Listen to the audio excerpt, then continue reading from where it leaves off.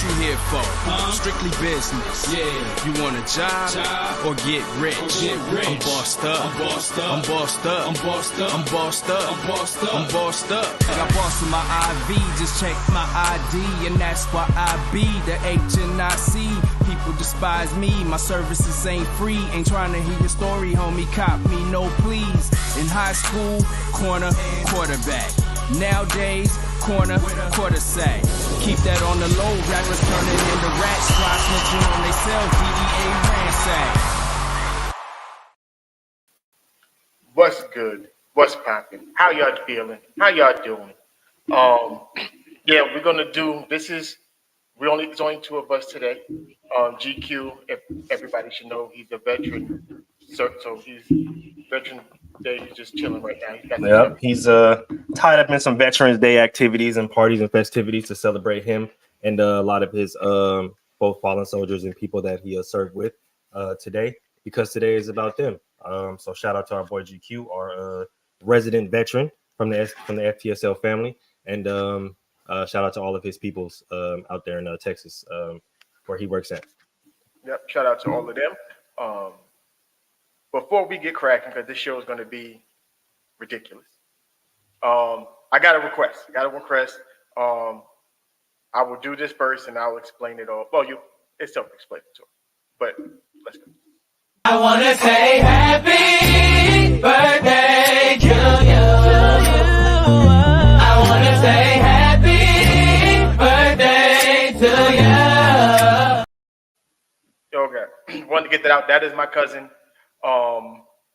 This version of Melvin, football version Melvin, does not exist without him.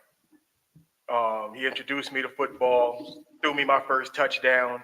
Everything football comes from him. I love you, big bro. Happy birthday.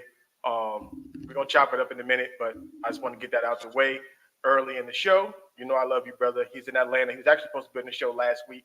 He's the Raider fan I was telling you about that we want to go crazy. So, yeah, shout out. Hey, man, shout out to Big Bro, man. We appreciate you, because without you, we wouldn't have our resident old head that is Mel that comes in and gives us all of the greatness that this show needs. You feel me? So we appreciate you for giving us him and putting him on to everything, because without you, there would be no him, man. So you know what I'm saying? Shout out to you, Big Bro.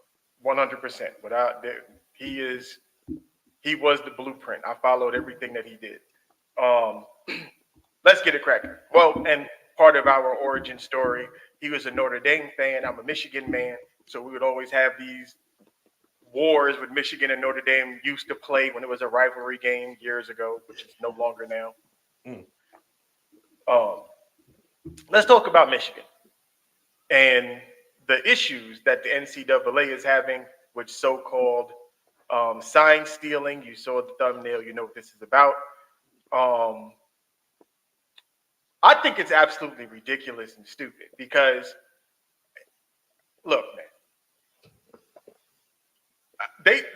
so they're saying you can't use technology to scout, which is ridiculous, because if I can watch the game on ABC or Fox or ESPN or whatever it is, they record the game.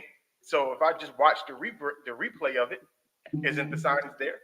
You get two angles. Am I correct? Two angles, end zone, yes, and sideline. Oh, okay. I just want to make sure. In high school, like my uncle Eric, his father, like we would go to other games to scout them and watch what they do, so that we knew if they did X, Y, and Z, we would have a leg up, right? I mean, am I confused? No, most definitely. I mean, you know, back in high school, we used to, you know, trade game tape, and you know, we'd actually, you know, trade playbooks, and my coach would give the other team the entire playbook. Like, yeah, you still got to stop it. You played in college, didn't you? Not get game tape about the other team in college every single week. Scout team, everything. Like, scout team. Let's get into scout team, because I was on the scout team in college as well. What did you do on scout team? To my knowledge, right, and I don't know if this is every single college scout team in the world or every single professional scout team in the world, but to my knowledge, we ran the opponent's offense. Oh, did you? To my knowledge, to me. Oh, okay. I mean, because I was put in positions if their star receiver was my height, my build, my speed. Hey, you're going to give us the best look for this in practice. This is what I need you to do. Oh, okay. So they had you playing or simulating the receiver from the other team in which you guys are about to play. Yeah. Not only that, their plays, like if they ran reverses or screen passes or anything that they would do, like in game, that they would to give us what they would call the picture look. So this would be a picture of the offense and the play. You mean to tell me that the other team would actually give your team the film and you guys at practice would simulate what the other team was running in order to that's Also, crazy, bro. I'm gonna tell you about what happened to me and Pop Warner some years back. I was a head coach, and a team that we was playing in week 5, he scouted every single game up until their game. And he noticed the first play of every game, stretch right. That was it. But I noticed he was coming to the games. So guess what I didn't run the first play of the game against him? Stretch right. I faked the stretch right, threw a pass, touchdown, first play of the game. I looked at him, he looked at me, gave me the thumbs up. Yeah, because I knew you were scouting me. Like, you should know other teams should be scouting you. So what you're supposed to do as a coach is, I don't know, maybe change up the calls every once in a while. You would think so, right? I would think so. See, this is the thing that I found interesting about this whole thing, right? The first thing that I did when I seen this whole thing was pull up Michigan's schedule, right? Because I'm thinking like, okay, well, if we're going to be accused of sign stealing, there has to be some game that was so close. A top 5 opponent, maybe. Something, I don't know, but that was so close that them stealing signs or them noticing a different sign helped them win the game, right? So I was just looking. I'm like, hold on, wait a minute, let me see. What did you find? I'm curious. I was like, it's crazy, right? Because I was thinking, first game, right? Let's go to 2023 because I want to make sure that everybody knows that who exactly Michigan played this year. We're gonna go ahead and just break this down because apparently, these opponents have been are super complex. These are super crazy opponents to the point where they need or they felt the need to steal signs. So we're gonna go ahead and pull up the schedule real quick. All right, starting from the beginning. All right, so the first game of the season that they played was, give me a second. It was at East Carolina, right? The juggernaut, East Carolina. Yeah, crazy, right? Top 5 team in the nation, East Carolina. They beat them 30-3. Now, I seen the comments that the East Carolina coach said, right? I think he came out and was talking greasy. Oh yeah, I seen their personnel on our sidelines, and they had the phones, and he was right behind my defensive coordinator. Sir, you guys lost 30-3. They could have put the high school team out there, and y'all still would have got your ass beat, bro. So I'm confused as to what signs they stole to change the outcomes of that game. Let's go on. UNLV. When is the last time UNLV ever been relevant? And I'm out here in Vegas. I can tell you this right now. There is nothing you need to steal to beat UNLV. Oh, that's crazy because they lost. UNLV lost 35-7. That's interesting. Next thing you know, Bowling Green. Are we serious? Like, what are we talking about? Who is worth stealing sides from? This is the thing that complexed me whenever I heard this thing. I'm like, y'all are acting like they're stealing signs from a prominent opponent. Like, this is compared to stealing from a broke nigga. Like, why would I walk up to a random broke nigga in the street and tell him to run his pockets when I got more money? No, I'm not gonna do that. That's a waste of time. My biggest problem with all if I'm a powerhouse team, top 5 in the nation, and I'm beating the shit out of every single person in my conference, and I don't need to steal y'all signs. I'm recording y'all for future reference, just so we can laugh at y'all on TikTok. But TikTok for reasons, I don't know. What Deion Sanders Jr. be doing on the sidelines. That's why we're recording y'all. We're not stealing y'all signs. We don't have to. But the thing about it is, even if I was, so what? Like, put it like this. When they created the spread offense, whatever. When the quarterback is calling out his cadence and he's getting the defense to show what they're about to do, and then he stops and looks to the sideline and then gets to play. What is that? Is that not sign stealing? Like the defense is showing you what they're about to do, and you're changing it because of what they are about to do. Interesting. Like, it doesn't make sense. Like, how is it? What's the difference between if I go to your game and I watch you play Oklahoma, and I'm like, okay, well, when they do this and they do this, that means they're going to run that. Like, what is the big problem? Like, we've been doing this since Pee Wee ball. We've been doing it since middle school. We've been doing it since high school, college, profession. Literally. And the thing I'm confused about is if they're so concerned, right, which a lot of colleges are, if they're so concerned about people stealing their signs, why don't they have, I don't know, false signers? Oh, wait a minute. They do. Right. Don't they? Put like this. Oh. What's up? That's my brother. What's like, why do coaches put the play card over their mouth? You know what, Mel? Ain't that some shit? Ain't that some shit? I bet you a lot of people haven't even peeped it, right? Like on the sideline when they're flashing the coach and he's right here with the I have no idea. I have no idea. Apparently we don't know. What was the reasoning behind that? Didn't they say that teams hired lip readers? Oh, so that when the coach was calling the play, the lip reader would relay it down to the offense and to the defense, like, yo, they're about to do this. So coaches now, I got a piece of mail. So when they are putting the card over their mouth like this, so that their lips cannot be read. Oh, wow. So you mean to tell me, right, that people actually go to the extent of hiring somebody who can professionally read lips in order to get an advantage in a football game? Yeah. No way, bro. There's no way. Oh my gosh. This is at the professional level, right? Yeah. Micah B is in the building. My boy DJ Micah B is in the building, man. This is crazy. This is absolutely crazy. They asked Charles Woodson what his thoughts were. And his thoughts were me and my brother had this conversation during the week. Shout out to Doc Hollick, because me and him talked about it. And he said the exact same thing that Charles Woodson said. And then when he said it, I was like, you know what? You got a point. Every year, they find something to pin Jim Harbaugh on, suspend him. Like, remember when he first got there, it was about the recruiting. Oh, he's doing online recruiting in the South. You can't do that. That was facts, though. Everything is on film and the stream. So why send somebody to the game?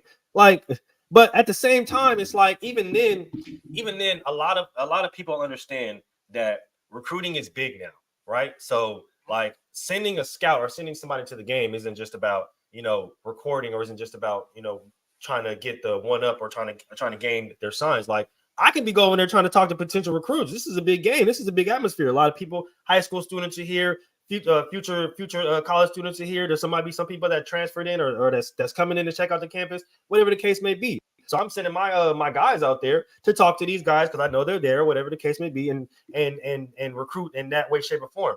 My thing is, I don't need to send nobody to steal your signs because we're gonna beat your ass anyway. But my thing is, how did it become illegal? Like, I don't understand why it's he's gonna miss 3 games. And that's the cool part about it, right? You're gonna. I just feel like they need to leave. They need to leave him alone, right? Because at this point in time, what did he do? What did Jim Harbaugh do besides coach and win football games? Charles Woodson said it.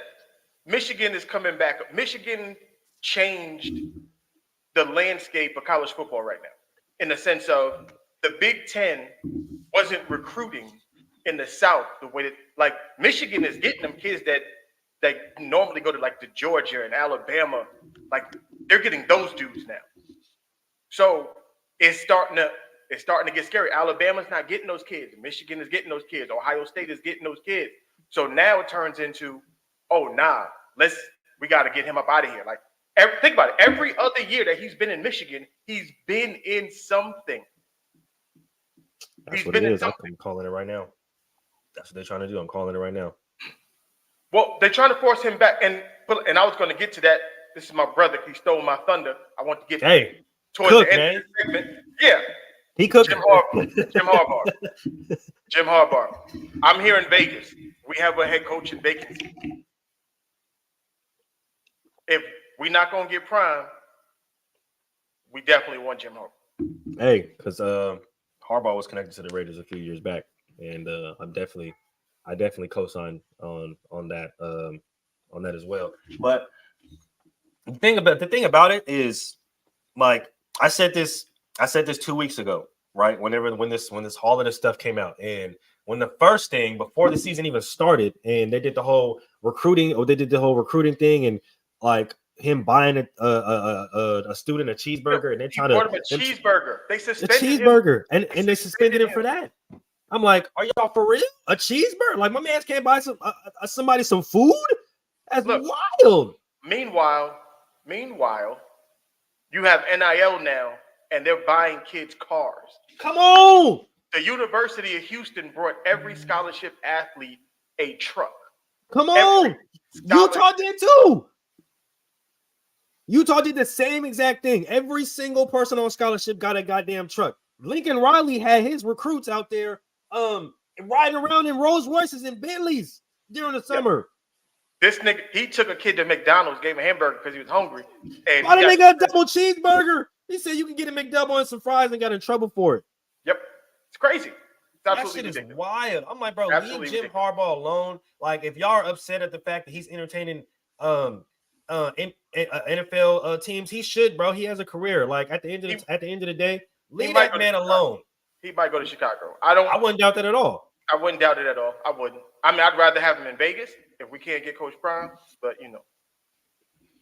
I don't doubt that at all. And I think that'll honestly be good for that quarterback room in Chicago, honestly. But it'd be good for our quarterback room too. Shit. They need that kind of stability. But at the end of the day, man, this Michigan stuff is ridiculous, bro, because they've been dominant, right? And this is the thing, like I'm expecting this to come out when they play a prominent opponent like an Ohio State or like a Notre Dame in the future, or like Alabama or Miami, like somebody who's worth the time. You know what I'm saying? But think about when it happened. They play Penn State this weekend. They play Penn State this weekend. And Michigan and Jim Harbaugh is not going to be on the sideline. Nope. Which is ridiculous.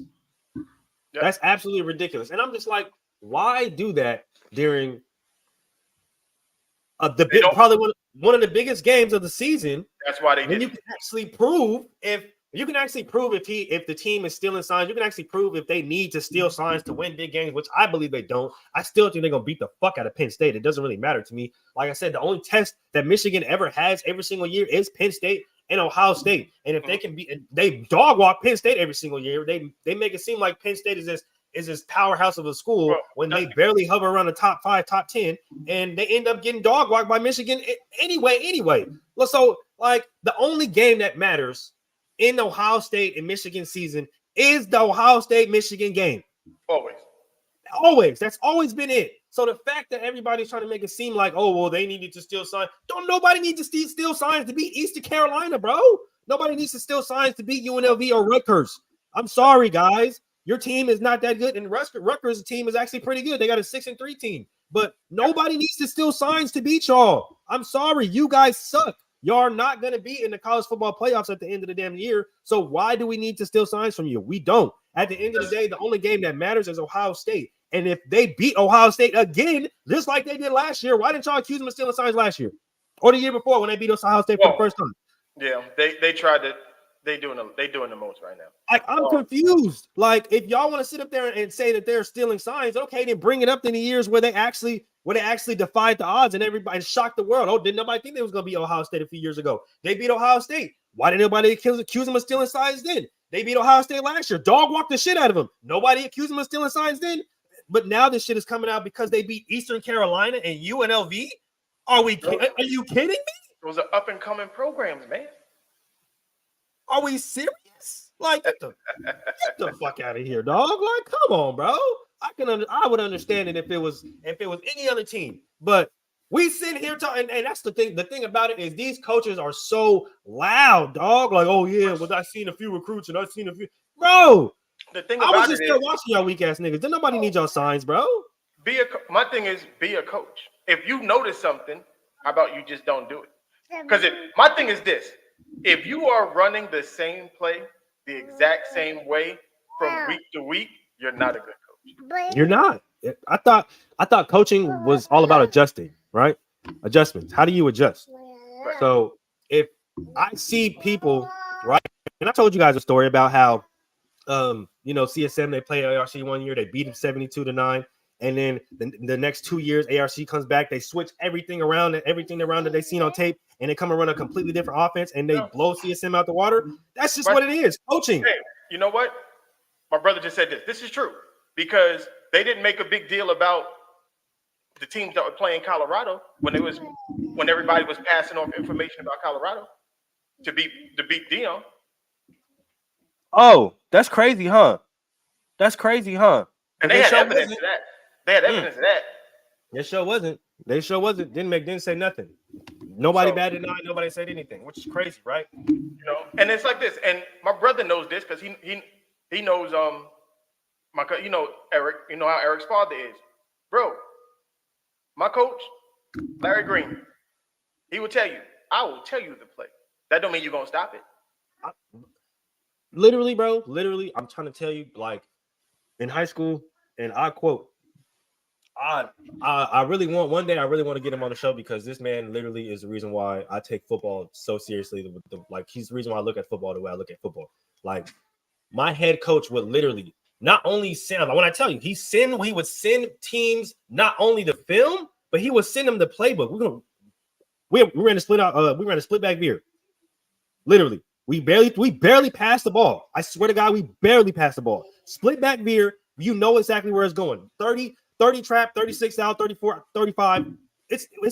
Our offense is not complicated. We run the veer. He would literally, you just gotta stop it. We would literally give teams plays. We literally give team the film of our whole script of what we're gonna run, and you still can't stop it.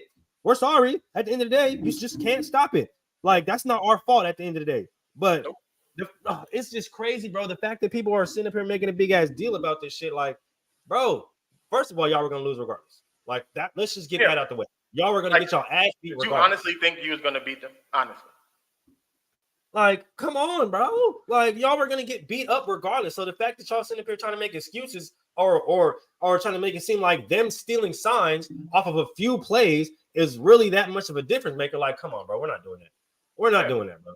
It's not that much of a difference maker to the point where it's changing the outcome of games. Every single team who has made a complaint, y'all got y'all ass beat. Yeah, it wasn't like it came down to one play and they miraculously jumped a route and was like, ooh, he did. No, it's not what happened. No, like, come on. For four quarters, you got your ass beat. For 4 quarters, JJ McCarthy and all of the motherfucking Michigan Wolverines carved your ass up on the field, and it wasn't shit y'all can do about it. Y'all should have tried stealing their signs or something. I don't know. That's what you need to fucking be doing. Hire that dude. Like, hey, so how much are they paying you to steal signs? Because I can double it. I was gonna say we'll double it right now. Double. But at this point, man, y'all, I just feel like they know Jim Harbaugh. They know he is coming for a national championship, and they can't stand it. This team is stacked. So it's scary stacked, bro, and a lot of people don't even see it. And I can't wait to the playoffs because I want to see not gonna it. go how people think. Right. Not gonna go. So let's move on to number 2. Did you happen to catch Richard Sherman on Undisputed this week when he was talking about Coach Prime and how he can't coach in the NFL? Yes, I did. Okay, so for everybody, if you didn't see it, I'll catch you up on it real quick. Basically, they were calling Coach Prime.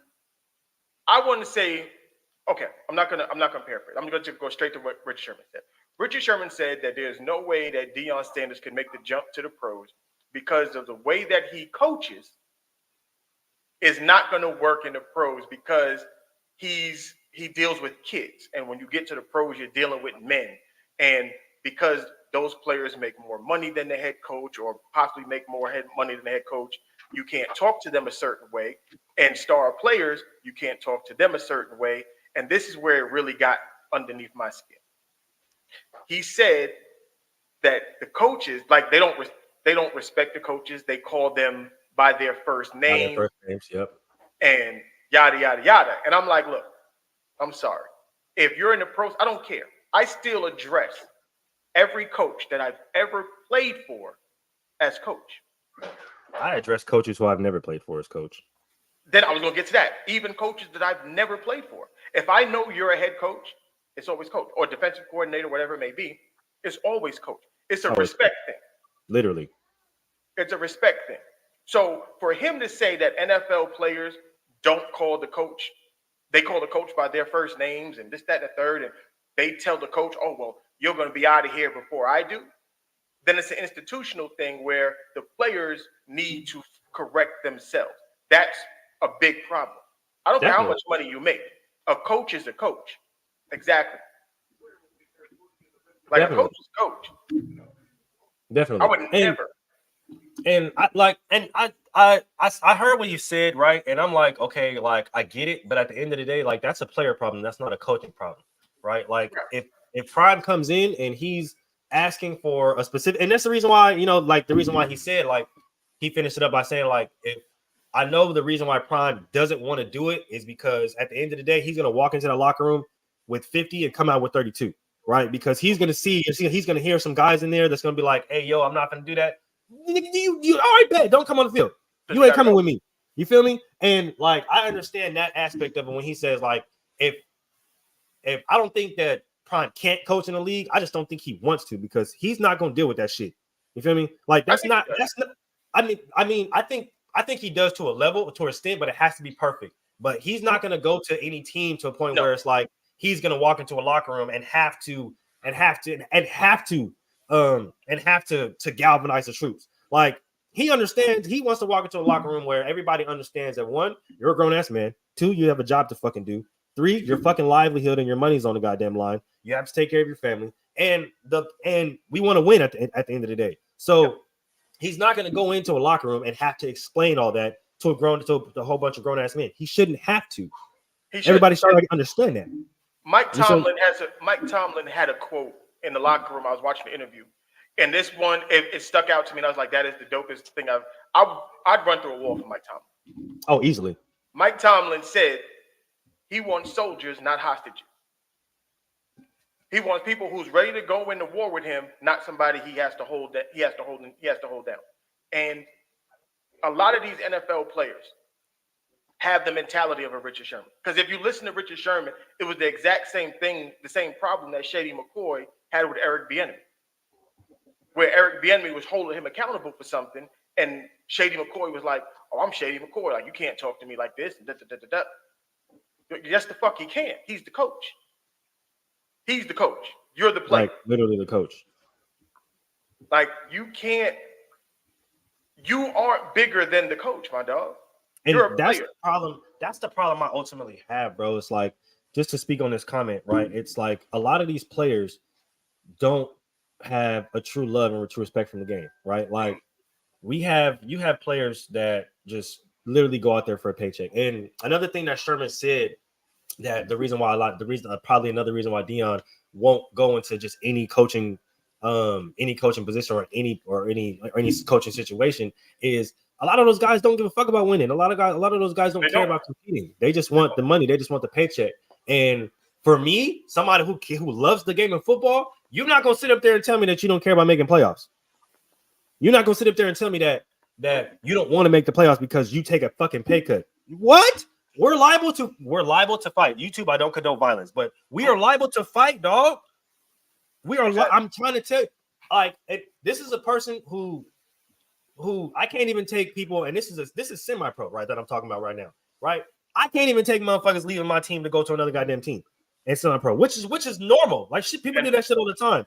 And this comment right here, and this is very true. It's not about Because when you build the men, the championships will come. Yep. Like, from Field of Dreams? What was it? If you build it, they will come. Mm-hmm. You build it, they will come, man. Yep. Don't mind the wife in the background. She just got home. Hello, Miss Jackson. Bully said hi. Just let you know we are for real. Never meant to make your daughter cry. I'm just playing. Yeah. And then what is my brother saying? Great for college game, hard in the pros. I wouldn't say it's hard in the pros. I think it's a mentality thing. I honestly think a lot of the players, like Mullers was saying, are money driven. And it's not so much let's win the game. When I keep saying, if you win the game, the money will come. You win a championship, more money comes. I thought, oh my God, I thought that was like always the rule of like the thought, bro. Like the more you win, the more exposure you get, the more money you get, the more deals you get. Like for me personally, right? For somebody who just a pure competitor, like I'm not gonna be worried about the money, right? The money's gonna come as long as I know that we are winning and we're succeeding, right? If I'm on the winning team, somebody gonna come give me some money just because I'm on the winning team. Somebody gonna give you somebody gonna give me some money. Somebody gonna break me off something. You feel me? So it's like the people that will sit up there and be like, "Oh well, I'm not gonna go as hard because I'm not getting as paid as much, bro." You don't even know. Like you may go out here and make a good play. Now, boom, somebody gonna cash you out $50K. Just cause, hey, shoot, hey, that was a good play, son. You feel me? I'm going to throw you $50K on the side just because. You feel me? You don't even know, bro. Like, I'll give you an example, right? I work security, right?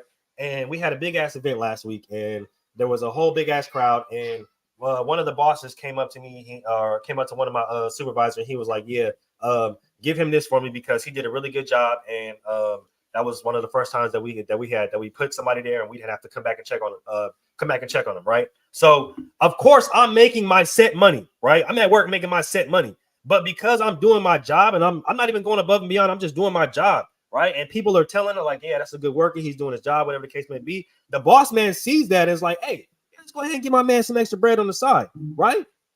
Like this. What's right wrong here. with that? You feel Tom Brady did this for years. Boom. Tom Brady did it for years. The reason why he has 7 championships. Like, thought about that? Like, and this is this is how we talked about this last week when we were talking about with the draft and getting the quarterbacks and the Vikings should take, should they get the first pick or second pick or whatever. If you get to a foundation where, let's say, we'll take the Kansas City Chiefs. There was no reason for Tyreek Hill to want to be the highest paid wide receiver in the NFL. You should have just taken the money to stay in Kansas City with the trio between you, Travis Kelce, and Patrick Mahomes. Win as many championships as you can with that, because with that comes sponsorship deals. With comes money. Like the amount of money that comes from you winning Super Bowls and going to the playoffs, being on TV every week. Like all of this stuff, you'll make more money doing that than you would just getting a massive deal on a team that you don't know what's going to happen. But you don't know what's going to happen, and y'all ultimately be ass. But hey, you making a lot of money though. Like you making a shit ton of money, but y'all suck. Like I'm not with that. Like if we can be good and I can still make a good lump sum of money, like why would I sit up there and complain? It's greed because that's literally all it is. It's greed. It's all greed, and I would never. I'm not. You're gonna get paid. Like you're making millions upon millions of dollars. You're making more money than the average person. So like you taking a little less to stay and to increase your chances of winning Super Bowls to become, because think about it, at a certain point, you win enough and then you retire, you never pay for anything again when you walk around. Dan Marino didn't win a Super Bowl in Miami. He's basically the mayor in Miami. Literally. Like you want to act. Victor Cruz pays for nothing in New York. Nothing.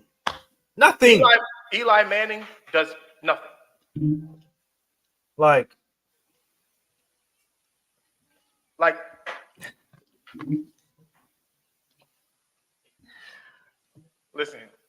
Hey, It's my that's wife. why I was gonna say, hey, that's why he got her. You feel me? You feel me? That's why she in his background, not yours. You know what I'm saying? I'm just playing. Chat said no disrespect. Your wife is fine. Well, your girl. That's why we married. Hey, you feel me? That's why she in his background, not yours. You know what I mean? So it's like, listen, you gonna make the money. What's My up, boy Ty? Tyrone, what up, mate? So you gonna make the money. Why don't you win while making the money? That's the thing I don't understand, right? Like people don't Okay, get. this one, Saquon does deserve more money. Oh, absolutely. That's not even a question. I'm not even First of all, every single running back in the league deserves to be paid more. I do not care because it's literally criminal what they're trying to do to the running back position right now. Like, I need y'all to relax on that shit because y'all know exactly what y'all doing as far as the league doing, and it's not okay because running backs is a really, really big part of offense, and y'all act like it's not. Y'all act like you can just throw the ball around and people can win. As you can see, running the ball is very, very crucial. Oh, that's and the fact of the day. And with right Daniel Jones, and you can win with Daniel Jones if they didn't tell him he was going. You can't play him as if he's a number one quarterback. Yes, you can play Tyrod Taylor like that though. You can play Tyrod like that. You can play Tyrod. Tyrod for the start, man. But it's just crazy because like a lot of people don't even realize like the stuff that comes with winning. Like, yeah, you can sign a base contract and you can have a you will solid. have no Ezekiel Elliott slander in my comments. First of all, zero. Zeke doesn't get enough credit for what he does, man. Right. Like he doesn't get enough credit. But it's interesting how people forget that winning contribute to so much. Jersey sales, brand deals, like you can start your own business. Like it comes like a lot of stuff comes with just being on the winning team. Just win, bro. Just win. Like now your jersey sales is shooting throughout the roof. Now if you got like a podcast or something, i.e. Travis Kelce, right? Because he winning on and off the field, right? You got podcasts and stuff like that. Now people are surprising podcast. His winning got him. What's the child name? Taylor Swift. Yeah, Taylor Swift. Oh, shit. Come on. Look what winning did for Russell Wilson. He got scared. Hey, I'm trying to. When you win, you really win. Okay, like y'all don't understand that. Like when you Tom win, Brady got Giselle. Win. You feel me? Like look, come on, Mel. Come on, Mel. Come on. When you win, you win. So go win. Like it's that simple. Win. Go do it. Go do it. Make it happen. All right. Where we at now? What it says? Running back should make more than wide. No, I don't know about that one. No, I feel like they should make it. It depends on the running. It depends on the running back. Yeah. And the wide receiver, because I don't think there's a wide receiver on the Tennessee Titans that should make more money than Derrick Henry. Absolutely. D-Hop included. Absolutely not. Yep. Absolutely. So that just depends on the guy. Let's get to some Pod Wars real quick. Oh shit. Let's get to Pod Wars. This is a little different. I know it's a football show, and this is kind of football, but it's not football at the same time. It's technically football. It's around or based around football players. Right. So Brandon Marshall, he was on. Shout out to Cam Newton with Funky Fridays. That is a dope podcast. I love it. He was on with Cam, and he brought up Cam asked about the situation with I Am Athlete and Pivot and what happened, how the guys broke up, yada yada yada. Brandon Marshall revealed some things to me about his personality, and I see why it broke up the way that it did. A lot of the things that he talked about, he kept talking about I. Whenever you work in a group and you use I, you're only talking about yourself. And if you notice, whenever we do the pod and we talk, I always say I love my guys. Love my guys. Like we all we got. These my brothers, like I'm only as good as them. Like so we work in concert together. Brandon Marshall. Oh man. Yeah, but that's coming from the interview, that's what I got. He's a jerk. Oh shoot. He's a narcissist. And like I said, he's doing all of this stuff for his own gain, not for the gain of the group. And that's why it failed. Because if you look at Ocho with Uncle Shay, their chemistry works. It looks dope. You look at Pivot. Pivot is what I Am Athlete was supposed to be. So if you look at all of the people that you are talking about how they weren't this and they weren't that, they've gone to other places and are super successful. I haven't watched the I Am Athlete episode in almost 2 years now. So I don't know. What do you say?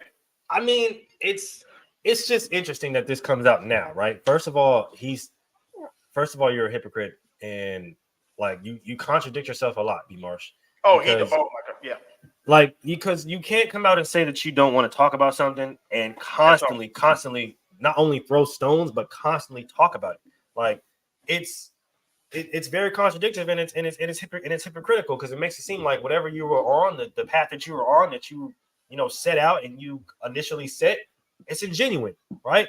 Yep. So you come out and you say initially that you don't want to talk about it and it's all love between those guys, and then you come out again and you say that, oh well, Channing this and Fred this and that and this, and that's like, bro, like, they're not even discussing you. They haven't talked about you. They haven't brought you up, not one bit.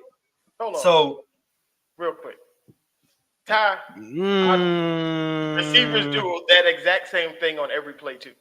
I was gonna say receivers do the same thing literally on every play, and it especially on run plays. And a lot of people I know, and just to pivot right from the podcast, was a lot of receivers don't get a lot of credit for their blocking ability. They're blocking. Yeah.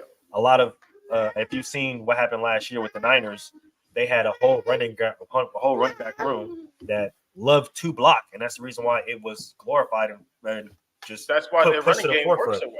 Yeah, and it was pushed to the forefront, and a lot of people were talking about it because a lot of receivers aren't known to block. A lot of receivers are known not to like to block. So when you have a receiver group or receiver room that loves to block, it's different, and it makes your run game just that much more dynamic.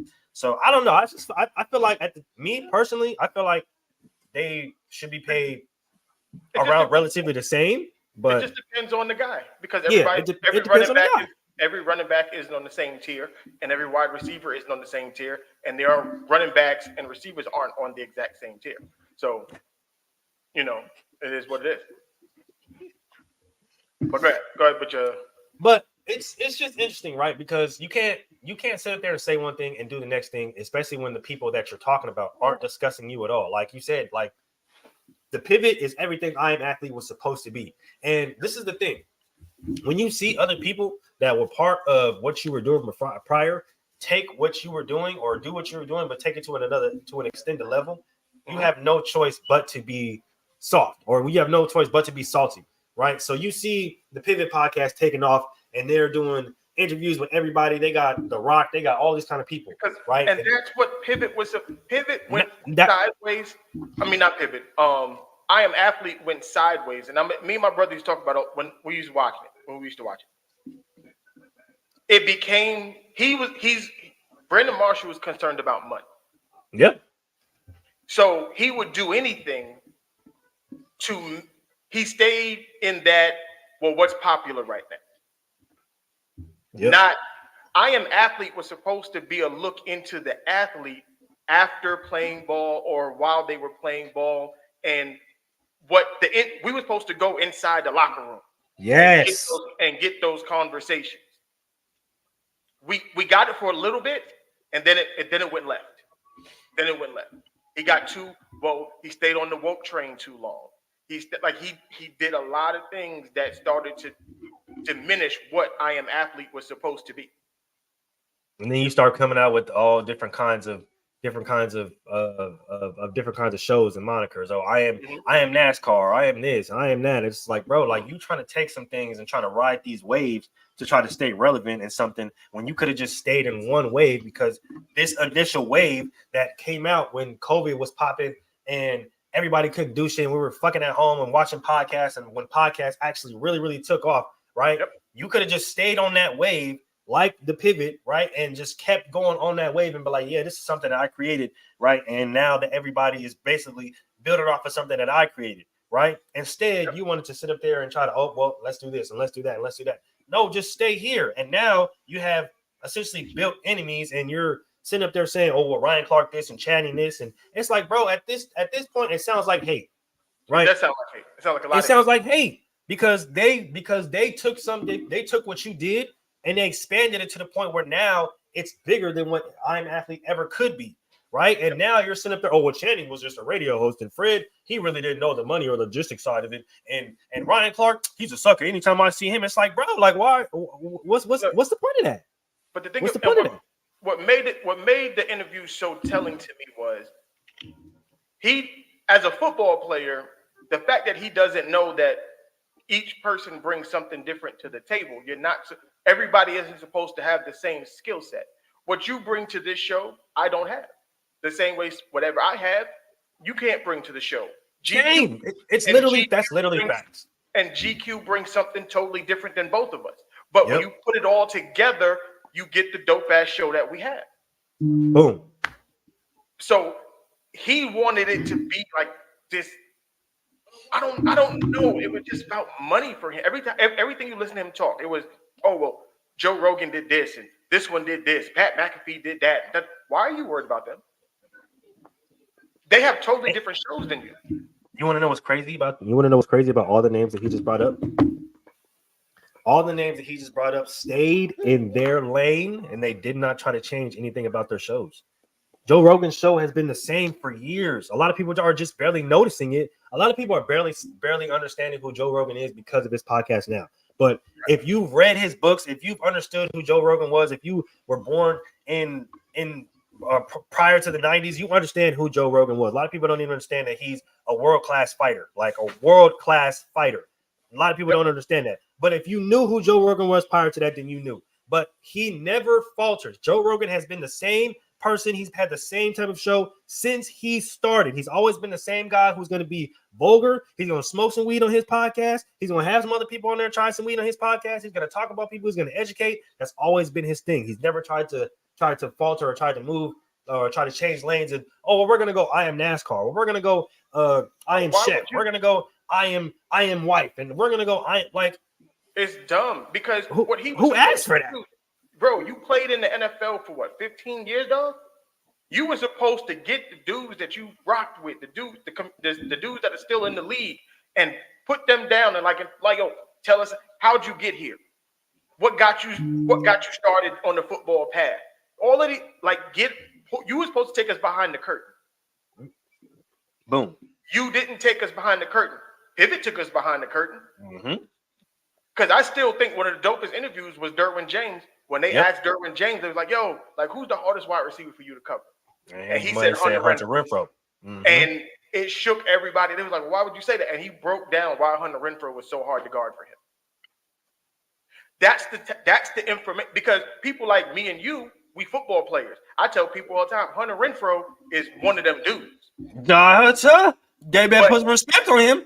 But to the casual fan who doesn't know football or is not a football player, they just see him and be like, oh, okay, well, is he really that good? No, he's that guy. But those are the interviews that introduce a Hunter Renfrow to the casual dudes. Because you have an all-pro safety saying, no, it's not, not to say he wouldn't say it about Devontae Adams, but he was like, he mentioned him. Yeah, purposely. So that's what I Am Athlete was supposed to be. It was supposed to be, Fred, when you was playing, dog, what was it like for you? Playing on an expansion Jacksonville Jaguar team. Coming from Florida. You were supposed to do this. Ocho, what about you? Yada, yada. And then getting guys that are currently playing or that you used to play with. When they brought Prime onto the show and him and Ocho was going, all of that stuff is what we were supposed to get on a regular basis. And we didn't get it. Because he's so concerned about, well, who's going to offer me money and how much money we're going to get over here if we do this. Man, just do the show. Just do the show. Just do the show. You look at all of these brands, you look at all of these people who have their shows, and who stay on the path that they started off with, and you look at them now, they all can say that they've done better. Like, look at for biggest example, look at Barstool Sports, right? Yep. They have never, ever changed what they're about. It's the right? same thing. It's the same. It's the same thing, and it's been the same thing Like since this. even before they blew They up. got kicked off of ESPN because they refused to change.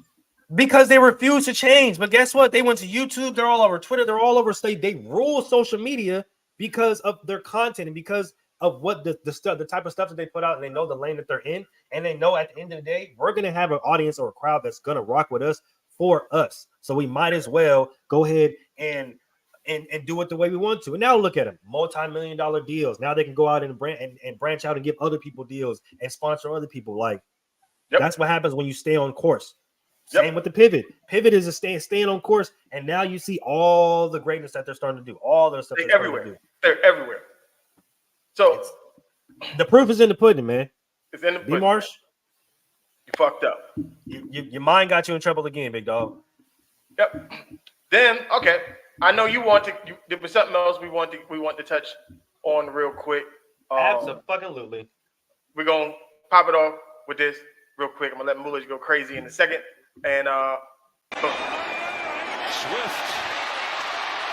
banging off Washington Commanders. And the clock.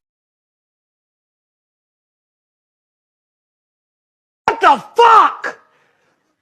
What the fuck? What the fuck is this world? What have they done to us? What did they do to us? What have they done to the NFL that we love so much?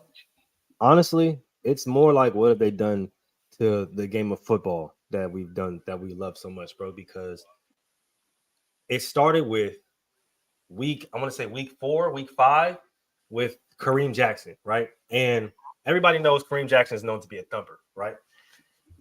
He gets a hit in the end zone, right? Calls the ball to be jawed loose, right? He gets fined for that. A few weeks later, he gets another big hit on a tight end on the sideline. He gets fined for that, right? The next week after that, he gets another big hit, and he gets suspended for 4 games for big hits. Fined $32,000 and gets suspended for 4 games. You have this one where DeAndre Swift is literally doing his job as a running back and supposed to run people over to gain extra yards, supposed to be physical. He gets fined, right? Somebody else just last week got fined for being too physical during a goddamn football. Like, what are we doing here? You know what's crazy? Because this is what's crazy. That play in question, the DeAndre Swift one. We talked about this how many times? About when you put a defensive back in no man's land, what are they supposed to do? Because that's not how a D-back is supposed to tackle. So by him not being able to lower his shoulder or anything like that because of fear of, well, I might get a targeting call. I don't want to hit him low because I don't want to fuck his legs up and his knees. So I'm just going to try and grab him around his shoulder pad. You know what happens when you try and grab a 215 to 220 pound, 5'9" running back around his shoulder pads? That's generating speed going forward. Yeah, that's what happens. Like, you get trucked. A lot of people don't understand. Right. And a lot of this is the reason why I say you can't have rule makers who didn't play the game of football, because a lot of them don't understand the intricacies of the game of football.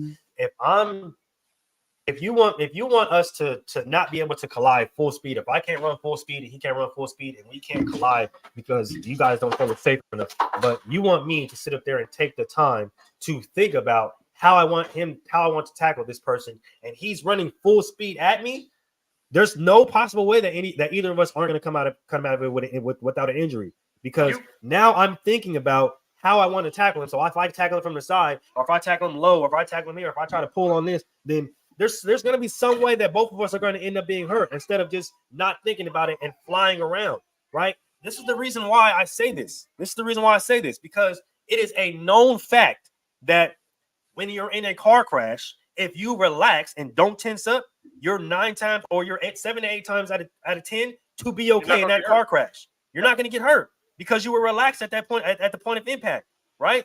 It's the same thing for football. Football is not a contact sport. It's a collision sport. George Kittle said it last week. He's in a car crash literally every single play.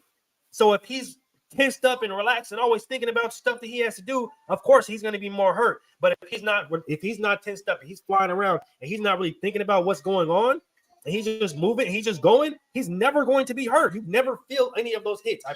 I promise you. Mel can attest to it. Every single football player can attest to it. If you're flying around and not thinking about what you're doing, you never feel any of those hits. But everything that you said is 100% correct, because look at this. Back when we played ball, 90s, 2000s, late 80s, whatever, none of these rules were in place, and dudes was getting up. Dudes weren't getting hurt like this. There were less injuries back then than there are now. And isn't it crazy how getting roped? Isn't it crazy how the number of concussions and the number of serious knee injuries or leg injuries have shot up throughout the roof from the 90s to now?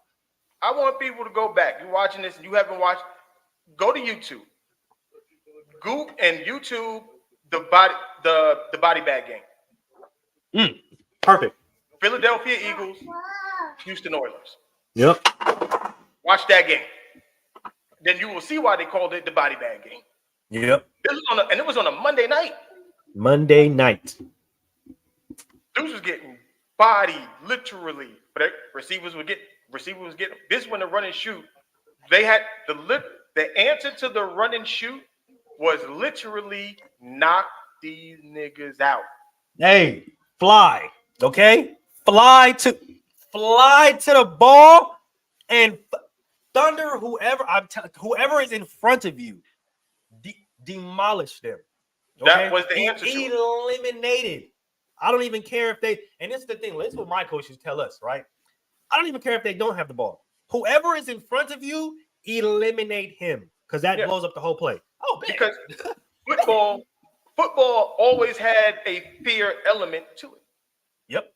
Which is why a lot of people play basketball. When you ran across the middle of the field, you knew you was gonna get hit. If you was a running back, you knew them linebackers was coming down here. Mm-hmm. And if it wasn't if you made it past the linebacker, the safety was coming down here. Somebody filling that hole. Like you knew there was going to be contact, and not matter of fact, I'll take that away. Let's throw that away. There was going to be a collision. Yes. Yes. It was going to be a big one. It was going to be a big one. Go back. Look, look at what just happened. We just saw what DeAndre Swift did. Now, here's another one. If you haven't seen it, go Google Steve Atwater, Christian Okoye. They probably would throw Steve Atwater out the league for hitting Christian Okoye like that now. And it's so funny because the things that Ray Lewis used to do to people, right? We can get to Ray.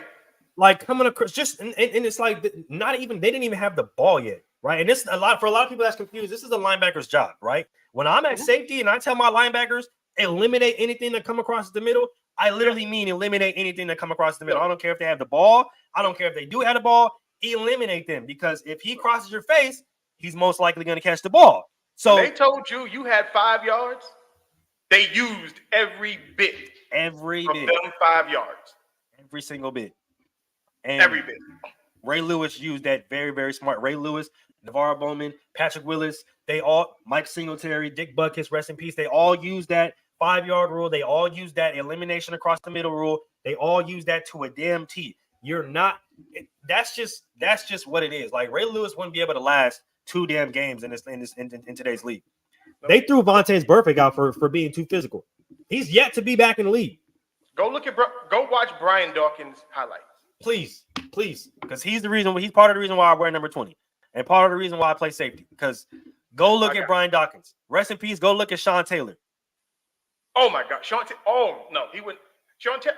Week 1, he would. Week 1, they would throw Sean Taylor out preseason. He's getting suspended. Okay, and he don't even care.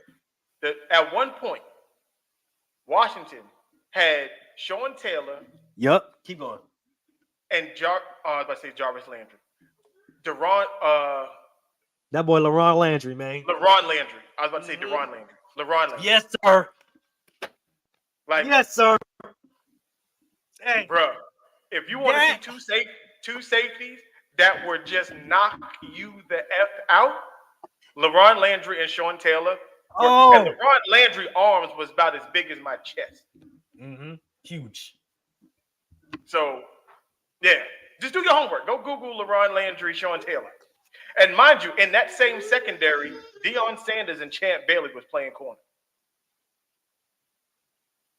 And the old Darryl Green and Fred Smoot. That was my team back in the day. Look, hey, the old Darryl Green, man, they don't know about that old Washington Redskins team, man. They don't know about that old Washington Redskins team, man. Nah, they don't know nothing about that team. Okay, let's get to some of these wild. You know what I got to do? I got a lot of calls this week about this. I just want to do something real quick, because this is going to be funny.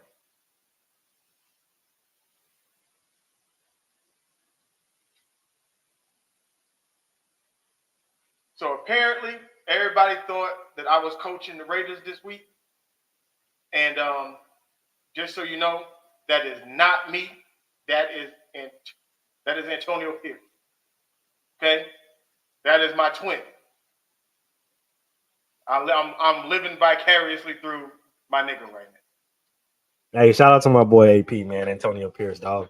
A lot of people are wondering what the new direction of the Raiders is going to be. And honestly, I felt like this is what we needed. I know a lot of, some people have their choice on head coach, whatever the case may be. But if the Raiders do decide to keep, this guy as the head coach, I feel like it might be the type of energy that the Raiders finally needed, right? Because Darryl Green beat everybody at 42 years old. Oh yeah, most definitely. Because they said he ran his age in the 40s. Yep. And he was 42 at the time. Darryl Green is probably one of the most slept on DBs of all time, as far as speed, as far as coverage. But it's just, I just feel like Antonio Pierce is the type of energy, the type of person that was needed in that locker room. But I think even moving forward, because honestly, he was never a head coach. Like, he's not a retread. You know what I mean? So at least he gets to put his imprint on this team moving forward. And I think that would be a good. I think we really have to stop the retreading of head coaches in certain. Unless it's I don't mind if it's an Andy Reid. I don't mind like a Doug Peterson. If Mike Tomlin was to ever leave Pittsburgh and go somewhere else, I don't have a problem with that. I'm talking about the dudes that weren't winning as head coaches, getting other head coaching jobs. Boom. That's the problem I have, because I don't like that. Yeah, I don't think we've tried to give you a head coaching job twice, you don't get a third. Absolutely not. If it failed the other two times, you don't deserve a third. I mean, and especially if you were horrible in those trials. Like if I give you a head coaching job and you suck, right? Maybe it was just the environment, right? But if I give you another one with a completely different environment, a whole different ass team, and you still suck, no, absolutely not. We're not doing that. No, you're not getting another head coaching job. Nope, you're not getting another head coaching job at all. Sorry, that's just what it is. So I think the Raiders. I like the Raiders situation. We'll see what happens as it goes. Let's talk about. I'm excited for the turnaround. Yeah, let's talk about Mr. CJ Stroud. Mr. Hit My Squabble. Hold on, yeah. I'll be the first one. Hey, everybody knows, if you watch the show, you know how I feel about Ohio State quarterbacks. I don't think they're worth anything, but I'm going to give this kid all the credit and the props he deserves right now. Absolutely. He's balling out of his mind. Whether he keeps it up or not, I don't care. I'm just going to talk about right now. He looks the part. Yeah. He looks legit. Like, and Ty Bowles, brother, you might be next on the chopping block. When I talk about head coaches that probably shouldn't be head coaches because you done messed it up in multiple places, your name is on that list. You can't go score a touchdown leave the defense, because you're the defensive coordinator, you're the defensive guy on this team. You have a rookie quarterback who needs a touchdown in 46 seconds, and they score in 40 seconds, and you lose the game. And it's not like you have a bad defense either. I mean, the Bucs defense is pretty solid. The Bucs defense is solid, and I don't expect anybody to go 75 yards in 40 seconds. Unless your name is, Baker Mayfield, and you got 48 hours with the Rams and Sean McVay, and you can do that in 90 seconds. But that's another story for last year. I guess we can put that in the past because Josh McDaniels is gone. But this is the thing. Bringing Baker into it, he drove you downfield to give you the lead. So did. So, hey, I want to say one thing before I get into this. People got to put people. I hope y'all are paying attention. Okay, I hope y'all are paying attention to what my boy Baker is doing, man. Because a lot of y'all try to write him off because he was hurt. All right, he was hurt multiple years, multiple seasons. Y'all try to say that he's trying. No, he was hurt. He was literally playing with an injury. So that has to be taken into effect. If he's playing with an injury, then he shouldn't have been out there. The Browns had nobody else to put out there. It's just it is what it is. Okay. And they were trying to use the roster that they had with the best chance they had winning, and obviously they ended up fucking up. But I hope you are paying attention to how Baker is playing right now, because not only is he using his leg, because what they're going to look at it. Oh well, they lost the game. Well, it wasn't because of him. It's not. And that's the thing. It's like it wasn't because of him. On that crucial ass drive to where he drove him down the field. Not only did he use his arms in perfect situation and position, but he used his legs in great situation. That third down, the way he had to pick scramble. Yeah. Come on. No. It was fourth down. No, it's fourth down. It was fourth down. You're right. It was fourth down. But if Lamar does that, or if Justin Herbert does that, or if somebody else does that, motherfuckers up in arms. It don't matter if they lose the game or not. Motherfuckers up in arms. They're turning up and Lamar's this and Justin Herbert this and Patrick Mahomes this. Let Patrick Mahomes did that shit. I guarantee everybody, look at the MVP and Patrick Mahomes. But because it's Baker, nobody's saying anything. But I just wanted to give Baker his shout out because a lot of people have been disrespecting my boy. But this is the thing about CJ, right? He told y'all prior to the season, man. Did he not tell y'all? He told everybody what was popping. I don't take tests. I'm not a test taker. I'm a ball player. I show up on the field. I don't do the whole test thing. I don't do all shit like that. I show up on the field. And he's showing up on the damn field. He's keeping his word. I'm not even going to hold you on that one. He looks good. I'm not even. He looks. D'Amico and them, you got you one. Yeah. Shout out to D'Amico and shout out to CJ, man, because he literally is proving his haters wrong. He said, I know that I don't do the whole personality or whole interview test thing right, but I'm a baller, man. See me on the field. And hey, see him on the field. Yep.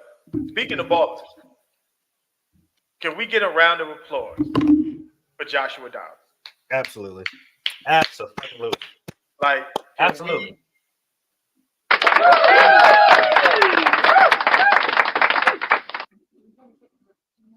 I met Joshua Dobbs last year. He came to my job. He was in Vegas, came to my job. He was, just chilling with his family, whatever. And he's this season has shown me a lot. He's grown a lot. Like the stuff that he was doing with the Cardinals, I was like, okay. He got the phone call. They were like, look, you can't keep playing this good. Like we're supposed to lose these games. Okay. What you doing, dog? We supposed to be taking. No. What the fuck you doing? Like if we wanted to win games, we'd have kept Colt McCoy. So that's Oh man. But then he comes in. I think he was the third quarterback. Like I forgot. I think Kellen Mond was the starter. He got hurt. Yep. Then they bring in Dobbs. He balls out, marches them down, game-winning drive, touchdown, walk off. Like, bro, you made you some bread. Like, you made you bread for next season. Like, you gonna be on somebody's roster next year. Oh man, I just want to say that when are they gonna give my boy the proper respect that he deserves, man? Because not only like you can tell he's just one of those guys to where you can just throw in any situation, and because he's so in two situations, he's so smart, he can overcome anything. 2 days before the regular season. And he was up by like 20 points at halftime before he got the call. Like, what are you doing? Wait. Because he was taking snaps on the sideline, G. During the game, he's sitting up there practicing snap. You say what? Okay. Right. Then he gets to Minnesota 2 days before that. They like, look, you got to play. All right, cool. All right, I got you. I got you. And then he drives them down, gets the game winning. Come on now. Is he the comeback player of the year? Even though he wasn't injured, is he the comeback player of the year? I feel like he has to have a chance, bro, because man's is learning not only the cadence, he's learning the plays on the sideline. But like, this is what Kevin O'Connell is giving him the shit on the sideline, like, hey, yep, we finna run Z right, motion X, thunder Y, flat, go. And he like, oh, okay, man, I got you. I got you. Yeah, like, it's crazy. But this is why, to go back to Justin Fields, this is why I had a problem with Justin Fields. I was like, because you see dudes like this, and they're producing. The only thing I can say about that is Justin Fields ain't no damn engineer, man. He ain't no space engineer. Well, like this, Joshua Dobbs is literally a rocket scientist. He's literally a rocket scientist. So you can say something to him. What? Oh, I got you. And I think he's not only is he like a literal rocket scientist, but I believe he has photographic memory as well. So like he's one of those ones to where you can just literally tell him something and I got you. Say less. Right. But I think the thing about him that people don't really get or people don't like to see is he's very, very sneakily athletic. Like I don't think why he's been athletic since Tennessee, honestly. Yeah. Honestly, since Tennessee. And he was very, very good at Tennessee. I'm not talking about Tennessee Titans. I'm talking about the Tennessee Volunteers when he was in college. Yeah, I've been watching him that long. But he's very, very sneaky athletic. And it's the thing I always say, right? Because he's a space engineer, because he understands math. If you understand math, if you understand geometry, and you understand angles, his angles are crazy. I'm about to say you will probably be one of the best football players. Because if you understand how to take angles that guys won't be able to hit you or touch you, you'll always succeed. And he understands angles like a dog. What? Yeah. Oh my goodness. Yeah. Let's get to last week. It was supposed to be the game of. Well, no, it was the game of the week. It ended kind of goofy. This goes back to what we always say: coaching. Yeah, no, coaching. That game ended stupid as hell. Bad coaching will always prevail for some goofy reason. We're talking about the Chiefs and Miami Dolphins. The Miami Dolphins, I don't know, they fell asleep in the first half, whatever they did, it wasn't working. They kind of woke up in the second half, and they got the ball at the end with a drive to win the game. Raheem Mostert ate up all the yardage on that drive. You had 1 minute and 11 seconds, had the ball at the 35-yard line, and needed a touchdown. That's crazy.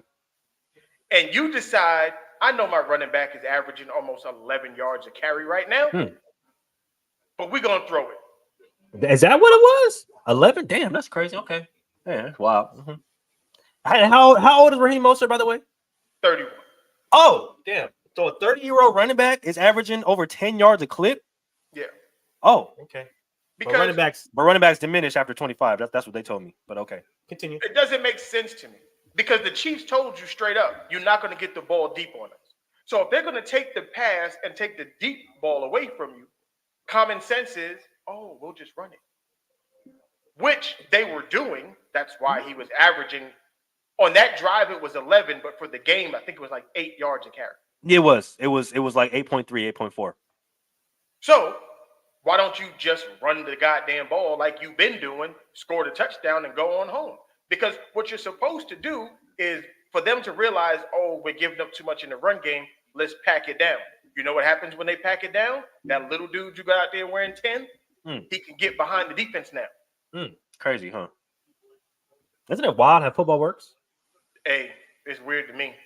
That's crazy. It's just crazy how football works. I mean, you basically said it all, bro. When you have the recipe, follow the damn recipe. Like, I'm trying to figure out why you veer away from the recipe and then be mad when the shit that you was cooking come out disgusting. Well, you should have just followed the fucking recipe. Didn't nobody tell you to start adding all this extra bullshit in there? Like they get to this point where they just have to make the quarterback the guy. It's weird to me. Yeah. Like the only way we can win the game is if we throw the ball. No, just Give it to 31 and let him take you home. Thank you. Win the game. And what Kenny the Jet Smith says it all the time. Give him the ball and let's go home, ladies and gentlemen. Let's go home. Like, what do we do? I don't understand it. And if y'all don't get what we're talking about, right? If y'all don't get what we're talking about, go back to the Seattle Seahawks Patriots Super Bowl. Give it to 24. Let's go home. Give it to 24 and let's go to fuck home. Like, what are we doing here? What are we doing here? And I'll tell. And if y'all want to take it to a step further, I'll go ahead and take it to this year. Aiden O'Connell gets his first start against the Chargers. The running game is finally working. Josh Jacobs is finally averaging 6.7, damn near 7 yards a carry. And you get into the red zone after you score already, right? Running the ball, you get into the red zone and you decide to throw to throw the ball. When you have the leading rusher of the NFL in your back, run the ball. Let's go home. Give it to 8. Let's go to the crib. No, you know who did it the worst? Kyle Shanahan. Twice. Did it twice. What? Twice. Well, he could have won the say Super 3 times. 3 times. He could have won the Super Bowl with the 49ers if they would have kept against the Chiefs. You know, the Chiefs defense even came out and said, "We glad he stopped running." We glad they literally did. We glad he stopped running the damn ball. All because he wanted to get Jimmy G the Super Bowl MVP. Crazy. Dumb. Crazy. He Just did the same thing in Atlanta too. Just run the ball because he wanted Matt Ryan to get the MVP. Dog, he was going to get it regardless. I'm just saying he was going to get it regardless, bro. It didn't matter. He was going to win it, but run the. This is why, and this is I don't know. See, this is why everything comes back. What, Mel? Full circle. This is the reason why we say running backs are so important because if you can have a good running back that can run the damn ball, that can take you over the top. If you have that guy in your backfield, not only do you pay him, you give him the damn ball and tell everybody to get the fuck out the way. That's it. It works. Let him take us to the damn promised land. It's literally that simple. It's football. Know why Dak Prescott is having a hard time now? Because they decided to not run the ball.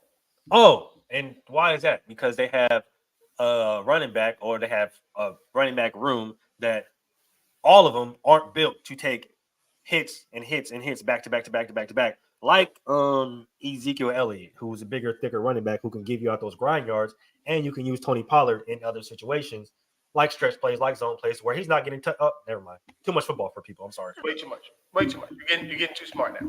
I'm sorry. My bad. But yeah, so bad coaching lost the Dolphins the game to the Kansas City Chiefs. And I will say this: that Kansas City defense is still they balling. They're not. Patrick Mahomes is not the reason that team is winning at this moment.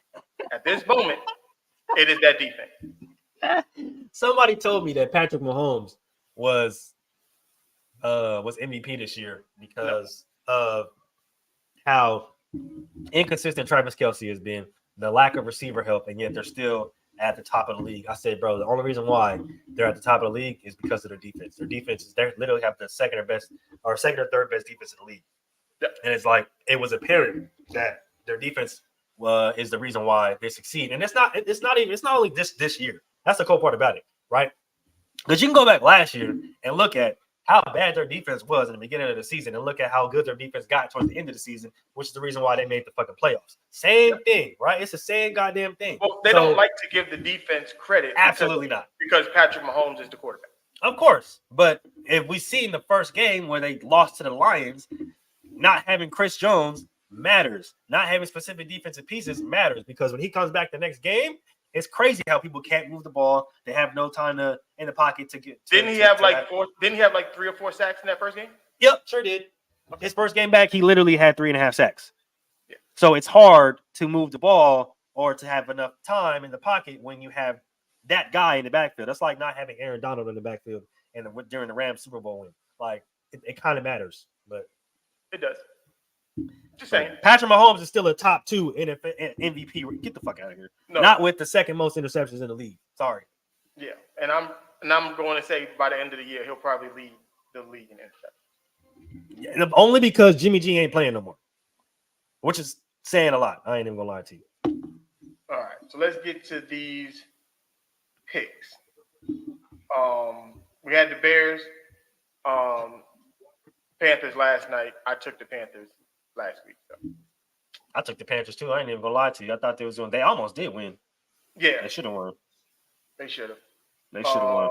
Honestly, if Pinheiro don't miss that kick, then they probably do win that game. Yeah. So we'll do next week Thursday's game. It's gonna be a good one.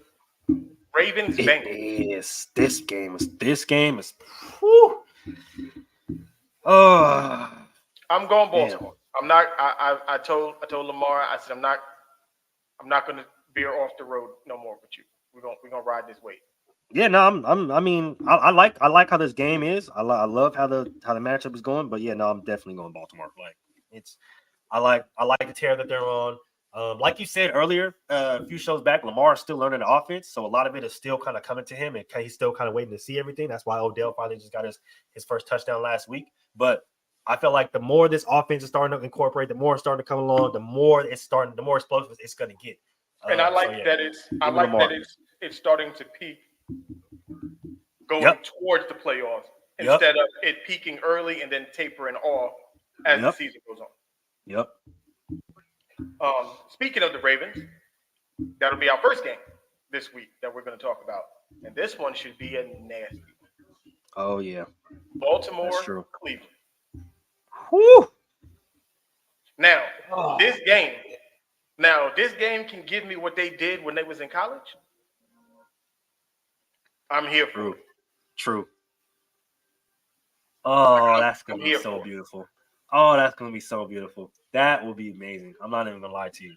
Because a lot of people don't remember that college matchup, that Louisville-Clemson matchup, D-Watt versus Lamar Jack. Oh, man, you had to fucking be there, dog. God damn it, you had to be there. Because this game, you got the two, they both have top 5 defense. Yep. They both got weapons offensively. Yep.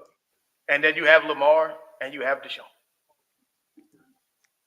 Damn, this game is going to be This game is going to be lit.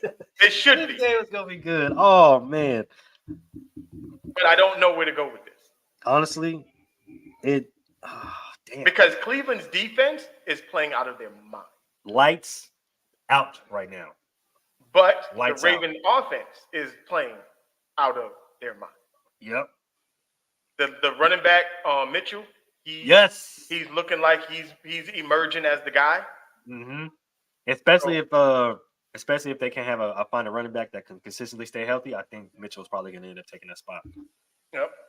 And I'm gonna go Baltimore only because I don't think Deshaun is 100%, and I don't know how much offense they're going to be able to generate against the Ravens.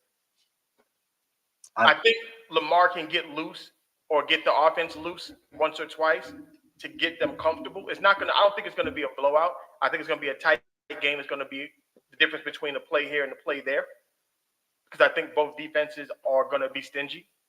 But I think the Ravens offense will be slightly better on Sunday. I think, honestly, my sentiments exactly, bro. I think it's going to be close, but I think ultimately, because of how strugglish the Browns offense has looked all season, I see Lamar and them scraping it out. I mean, they got golden leg, platinum leg over there, Justin Tucker. So ain't nothing out of reach for them. So yeah, I'm gonna take the Ravens in a close one. All right. Then we got 49ers, Jaguars. Shout out to the Jags and Dougie P for the record, because I know a lot of people, definitely had them looking a lot better, but they probably didn't have them at 6-2. This, I'm not gonna lie to you. This game right here is gonna tell me exactly where Jacksonville is for me. Where it's gonna tell me where Jacksonville is, but it's gonna tell me how resilient this Niners team can be. Right? How can you guys bounce back after 2 bad losses? Right? And how are you guys going to respond? You have Chase Young, you know what I'm saying? You have this defense that's kind of been revitalized by Chase, and we're waiting for Wilkes to draw something up to get Bosa and them loose. I'm looking, for me personally, this game is about the defense for me. I'm looking to see if that defense can get active again. I've seen a really hesitant, really passive defense instead of an aggressive defense from the Niners. So for me this week, I want to see them get after it again. And that's what's going to tell me if they're playoff ready, if they're ready to go on a run in the playoffs, or if they got some problems, man, some identity problems that they might need to work out. Right. This for me will just be is Jacksonville. They've been taking down some big dogs in the AFC. True. So I want one more shot. If they can look impressive against the 49ers, I think the AFC might have a problem on their hands. I think so. So I'm gonna go Jacksonville on this. I'm gonna go Sunshine. Yeah, give me Jacksonville. This is a real test. This is gonna be a real test for the Niners defense. Be a real test. Then next up we got the Commanders and the Seahawks. I feel like this game can really. I'm dicey on this one. Honestly, I'm not even gonna lie to you. I feel like this game can go either way. But with how Washington's offense has looked as of lately, they've been getting Terry McLaurin, Scary Terry involved a lot more. Jahan Dotson starting to come on a lot more. Both those running backs, Antonio Gibson and Brian Robinson Jr., have been playing a lot better. Their offense just looks more fluid, even though their offensive line is still shit. That's what scares me. I see a lot of points being scored, but I don't know. Something about Geno is not. I don't know. Something about Geno is not doing it for me right now. But I'm gonna get the Commanders in a high scoring game. I'm not gonna lie to you. I think this one's gonna be high scoring. I'm gonna go Seahawks, and only because Howell's been too inconsistent for me. I can understand that. And I can see them going out, him throwing for 300, couple touchdowns, and that running game looked dominant. But I also can see him throwing 3-4 picks. Also true. I just like the reemergence of Scary Terry because he went quiet for a while. And I think the only reason why is because he wasn't hurt or anything like that. I think they weren't necessarily going to him, which I just don't think they weren't scheming him up. And it was a problem for me because Scary Terry, as you can see, when he gets open and he gets behind the defense, he lives up to his name. He's definitely scary. Yeah, and he had a couple drops. Yeah, that's true. And he kind of let me down a little bit. But that's true. I can see Washington pulling this out. If Sam Howell is on his A game. Yep. He hasn't been consistent enough for me to take that. So I'm gonna go Seattle. But hey, if they win, I'm happy. So it doesn't matter. If they, and if I pick the Seahawks and the Seahawks win, hey, I'm happy. I got to catch up in our picks this year because I've been just a fantasy pointer. Scary Terry is known to start turning up towards the end of the season, toward the end of the season. So if you have Scary Terry in your lineup, I suggest you start him because this is about the time that Scary Terry starts to rack it up. Definitely starting on my team this week. Next up, good game. This one tears me up on the inside because it's the Raiders and the Jets. You know how I feel about my man Zachariah. No, that's my guy. Zachariah. You know what I'm saying? I want him to do well because everybody's they on his back, but I don't want him to do well against the Raiders because it's the Raiders. So I'm torn right now. I'm torn. Oh man, I'm taking the squad. Everybody knows that I'm back in full effect. I don't care who we playing. We could be playing the Chiefs. We can play the Dolphins like we play next week. And I'm back in full effect. Give me the squad because we here. Win, lose, or draw. Let's go. I'm taking the squad too. The way that I can win this and still feel good having the Raiders win. If Zach Wilson goes out and balls out. He goes out and the defense just shits the bed. Yep. But I don't see it happening because future defensive player of the year, Max Crosby, is going to go crazy. I'm calling 2.5 sacks. He's probably going to get that. He's probably definitely going to get that. So we're both taking the Raiders on that. Colts, Patriots. Ain't this game in Germany? This is Frankfurt. Yep. Oh, okay. Yeah. Shout out to the Colts, man. Because I want to take Bill in this. I really do. But I feel like the Colts with Gardner Minshew they've been pesky. Look, my boy Gardner been out there flowering shit, okay? He been pesky. He been pesky. You know what? I'm going Colts. Gardner Minshew gonna turn up in Frankfurt. I ain't even gonna lie to you, man. I gotta go to Colts, man. I got a meme. Look, I got a video with Gardner Minshew ready to go. So it is ready to go. I'm clipping. I'm letting y'all know this is over TikTok. Come on, Gardner. We need you, man. If the Colts win, it's queued up. That's gonna be the first video. I'm telling you. First video. Oh man, yeah. Give me Gardner and the Colts, man. Like I said, I know that a lot of people are giving their shout outs to Ben Johnson and a lot of these other offensive coordinators, but the Colts offensive coordinator needs his motherfucking respect, dog, because not only what he did with a rookie, but what he's doing with a backup in Gardner Minshew, who everybody essentially wrote off. Yep. Yeah, he needs his respect. Y'all better, y'all better give my boy his respect, man. Give it to him. Next up, Texans Bengals. This and I'm gonna do scarily high scoring. And I'm gonna do it, and I'm gonna stand doing it. I just talked about the man. Give me them Texans and CJ Stroud.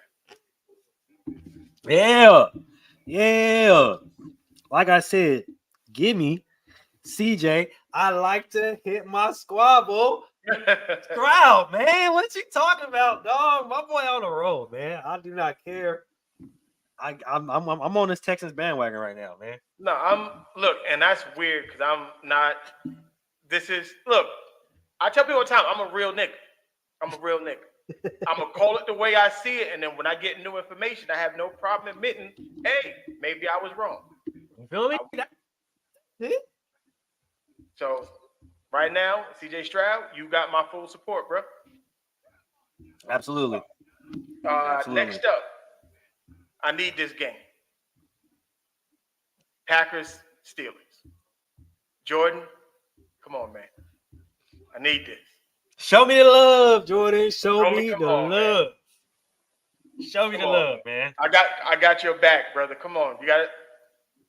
Let's silence the haters, man. Let's silence the haters this week. Let's silence them. Okay? Let's do it. Come on. Yeah. Show us the love, Jordan. You know what I'm saying? I know a lot of people are trying to write you off, i.e. Colin Cowherd. Right. But show us the love, man. Feel me? We got you. We got your back out here, J Love. Don't worry about it. I got the Packers. There's a lot of stuff that's going on in that Steelers locker room right now that they should be concerned about. Mm-hmm. So yeah, I think this is a bounce back week for the Packers, man. Let's go. I hope so. Titans Bucks. You already know where I'm going with this. So Bacon ears. It's the Bacon ears for me. Even though Will Levis has been playing pretty solid, but I'm still taking Baker. Yeah, I'm taking taking Baker. The Bucks should have won last week. They should have won 2 weeks in a row, honestly. They should have never lost to Buffalo. Literally, because give me the Bacon ears, man. I'm gonna take the Bacon ears on that. Saints Vikings. I do not believe the Vikings can do it again. I am not going to believe this shit that they can keep winning with no quarterback and no Jetters. You're not going to do it. Sorry. You're going to go into New Orleans. They're going to beat it's in Minnesota, but the Saints are coming. The Saints going to beat that ass up. Sorry. If the Vikings win this game with no Kirk Cousins and no Jetters, I will lose my mind. I'm not even going to lie to you. If the Vikings win this game with the shell of themselves, dog, hey. And this is no disrespect. And this is no disrespect. I said my preseason rookie of the year was Jordan Addison. So I know how good he is. There's no way. There's literally just looking at it, not only logically, but just looking at it matchup wise, there should be no reason why the Vikings should compete in this game. This game shouldn't even be close. Literally. Now I understand we said this last week as well. I get it. We did. We understand. But this is a much better team offensive better wise and defense. defensive wise. So I ain't gonna lie, Josh Dobbs pulled this out. Yeah, like just give him come back. I know he didn't get hurt, but I think you can still win comeback player of the year if you. I feel like he can. I feel like he should at this point. But I'm gonna take the Saints. I'm gonna take the Saints and my boy Derek Carr in that defense. But if the Vikings win, I'm gonna lose my shit. I swear, I'm gonna come in here. I'm gonna go crazy. If they win, I'm going live on TikTok. Bet. We'll do it. I will queue it up. The second that game ends, I'm going live on TikTok. Oh my gosh, that's crazy. All right, yeah, we both got the Saints, but just in case the Vikings pull it out, going crazy. Cardinals, Falcons. I don't think this is even a bother. Heineke, you should have this. Your defense let you down last week. Yep, sure did. So you got this. Cost my boy a new pair of J's. Definitely cost me a new pair of J's. So no time. We don't gotta waste time on that one. Absolutely not. The Cardinals traded away their best chance to win. So yeah. This one should be a nasty game. Should be a little Lions Charger. Who didn't Charger last week? They didn't. I was hoping they did, though. I was hoping that they did. I was so hoping they did. Oh, I was so hoping they did. But they didn't charge it last week, so I guess shout out to them. But give me the Lions. Are they going to charge it this week? Oh, absolutely. They're going to charge it this week. Give me the Lions.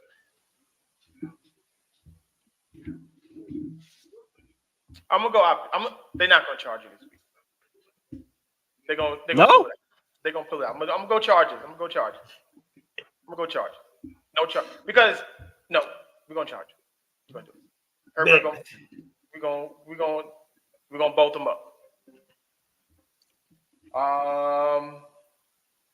Cowboys, Giants in Jerry World.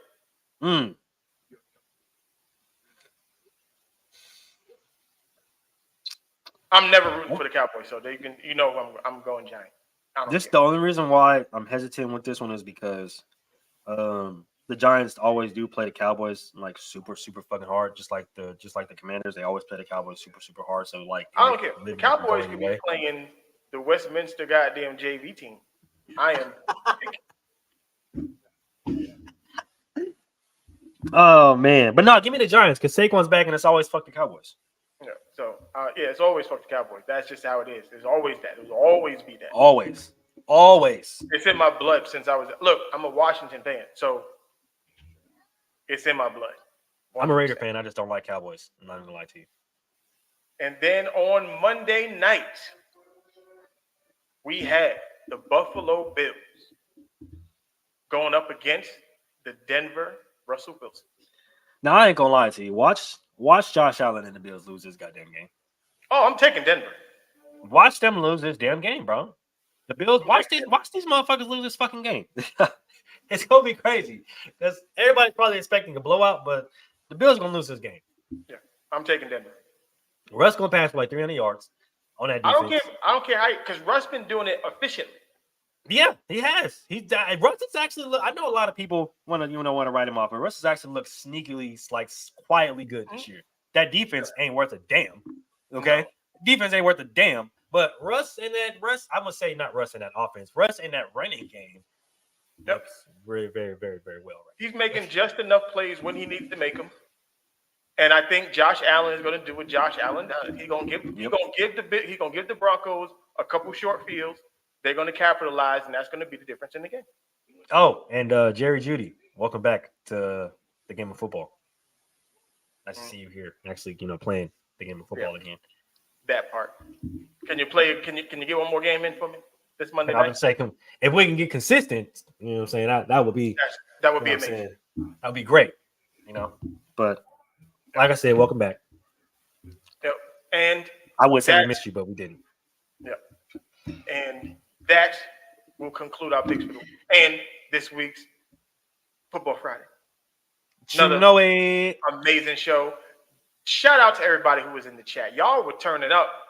Hey, the chat, the viewers, man, shout out to y'all, bro. Like, Right. and I've been seeing, you know, we pay attention, right? We pay attention to the stuff that y'all do. We pay attention to the stuff that y'all say. We pay attention to the subscribers, man. We're now at 517, so we're just asking everybody to keep rocking with us, keep growing with us, keep building with us, man. We build, we grow at the pace of y'all. Like we won't be here without y'all, so we just want to say we appreciate y'all. Shout out to y'all. Keep sharing it, keep liking it, keep subscribing, follow all the socials, man, and just know that we only gonna get bigger and better for y'all, man. Yeah, like, and We it's only dope. gonna get bigger and better. It's dope. I love that everybody comes through now. You know, y'all are definitely turning this into, for us anyway. No, this is a double entendre. Shout out to Cam. It's a Funky Friday. Yes, sir. You know what I'm saying? Hey, So, shout out to Cam, man. We shout out to Cam. we fuck with your content, man. If we can get you on the pod or something, if I can get on there or some shit like that, it'd be solid, man. That ain't against contractual things, you know what I'm saying? But if you enjoy the content and don't just like sense us arguing about who's better in top tens and this player's better than that, and actually like to hear about real football talk, make sure y'all come back next Friday, man, because this is what we do. I keep trying to tell you, we the best out. It is what it is. This is what we do. Every Friday, you don't know what you're gonna get. It's like a box of chocolate. You never know what you're gonna get. You know what I'm saying? We're gonna laugh, we're gonna be serious, we're gonna argue. It's gonna be something. It's a variety pack. You're gonna get a little bit of Mama said life is like a box of chocolates. You know what I'm saying? When you're gonna get Matter it. of fact, I had something queued up. Auntie didn't show up today. I was upset because I had this queued up for her. Hey, Auntie. I had it. It's all good. I'll make sure she watches the show. Make sure she catch that. I had it queued up, ready to go. She didn't show up today. But look, that's how you know, like, we got a very good fan base, very good, chat. Everybody comes through, they share. We just like having fun. We like having fun. We appreciate everybody that comes through. Continue to come through. We got basket to basket on Mondays. Wednesday, we got player versus team. Got that gentleman's talk on Wednesday. That's gentleman's talk on Wednesday. Gentleman talk on Wednesday. Thursday is player versus team. Friday, we back here with Inside the Huddle. From the sidelines, we're growing. We are the future of sports media. I just want you to know that. So we do. We are the future. All right. So with that being said, you know what time it is. It's that time of the day. Yeah, come on, push your button. Push the goddamn button. Push the goddamn